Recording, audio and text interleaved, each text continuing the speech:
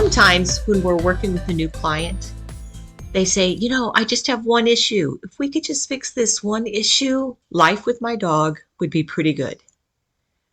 But in reality, training usually doesn't work that way. It's usually not that cut and dry, especially if we're talking about attention-seeking behaviors like barking and jumping or reactivity. Let me give you a couple of examples. So I had a client whose dog would bark at every dog and every person they passed on a walk, and she needed that issue fixed.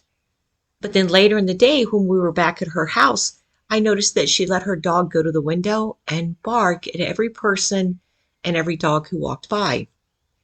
So barking out the window at people and dogs was reinforcing the barking at people and dogs on leash, and the client just hadn't made the connection. And then there was another client.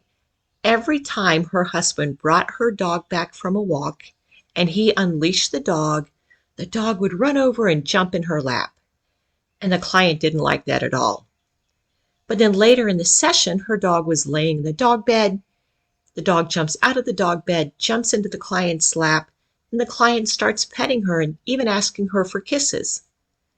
So the dog didn't understand the difference between running across the room and jumping in her lap and then jumping out of bed and jumping in her lap. So she was inadvertently rewarding the very behavior that bothered her.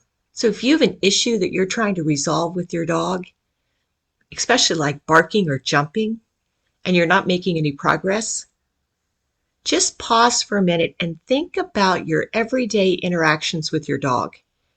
And make sure you're not inadvertently rewarding the very same behavior, but in a different scenario.